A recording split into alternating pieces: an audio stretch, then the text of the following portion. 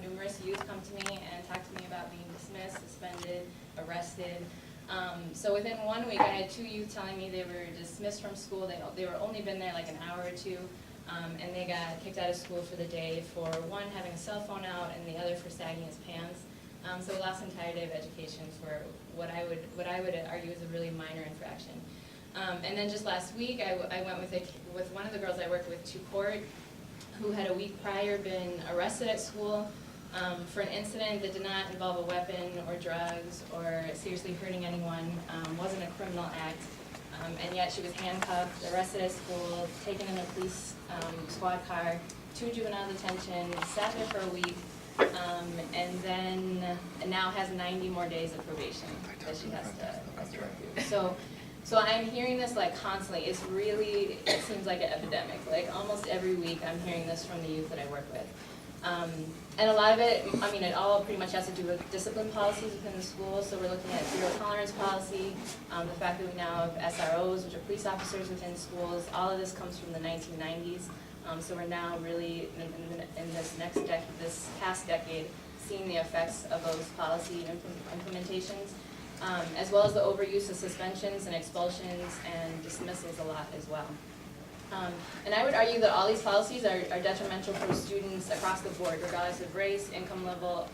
They're just not developmentally appropriate. From what we know about brain development, what we know now about adolescent development, using punishment consequences rather than discipline that's going to really help youth work through learning some new skills to handle situations, and really help them just find some new ways to deal with issues. It's just, punishment just doesn't work. Research has shown it's not as effective as positive reinforcement, as strength-based, as looking at youth as youth that we as adults are here to help guide and help develop into mature, healthy adults. And then on top of that, when you look at the level of disparities, so the disproportionate amount of students of color, of low-income students, of students in special education who are being pushed out. Did this stop? No, okay. I couldn't hear myself. When you look at the disproportionality, then it becomes really, it's really a justice issue. So,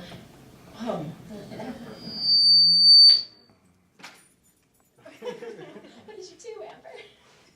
Okay. Is that too loud? Or is that good? It's going to feedback.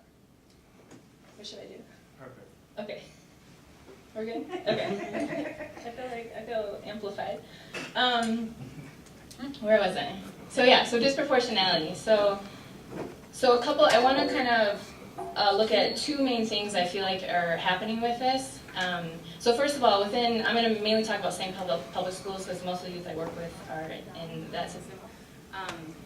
It's working again for you. So if we look at of all the students that were suspended last year, 70% were African American, and only 30% of general enrollment is African American within the St. Paul public schools. That's a huge disparity. And then 90% of those suspended are coming from lower income families. So this is kind of what we're dealing with. There's 2 main things I want to talk about as to why that might be occurring. So one, as we know, Minnesota is over 90% of teachers are white, and most of the administration, principals, assistant principals are white as well. And a general problem within white America, with all of us who are white, is that we have racial bias, and we're told from a very young age, blatantly, subtly, that somehow white is better, right? And so what happens when that goes unchecked, when we're not aware of it, and we don't have a self-awareness as to what is going on, and the product of the society that we've become, essentially, then our actions are coming out because we have racist our actions are coming out on account of our thoughts. So let me give an example. So if you're a white teacher, right, and I don't want to sound like I'm just demonizing teachers, but we're talking about the education system, so we're going to go there. So if you have a white student coming up to you who's angry and upset, but you view that student as being an individual who just happened to be angry that day, and you might use your relationship skills and you might use your verbal skills to kind of talk them down, work it through, right? If you have an African American student coming up to you who's angry and upset, and you already have some negative stereotypes of African American boys as being criminal, of being more threatening, then the chances that you're going to use those relationship skills and verbal skills are a lot less, and there's going to be a lot more tendency to push out, to suspend, to dismiss, etc. And I think that's happening like at a systemic level. I even was at a meeting recently with the superintendent of St. Paul schools who was saying pretty much the same thing. Like, she was pretty frustrated that she'd sent all of her teachers through equity training, and her African American students were being sent out at ridiculous rates, and what she felt was largely because they were being seen as criminals off the bat.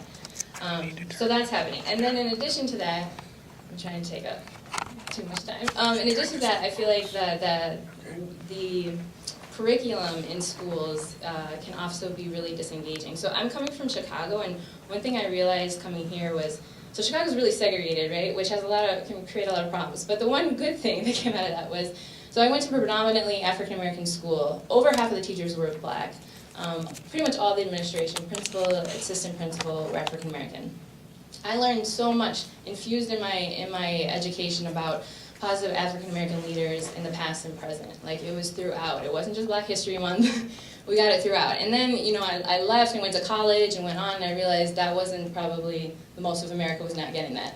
And then coming here, I realized that in particular, what was detrimental was that a lot of my youth of color weren't getting very much positive cultural identity development at all.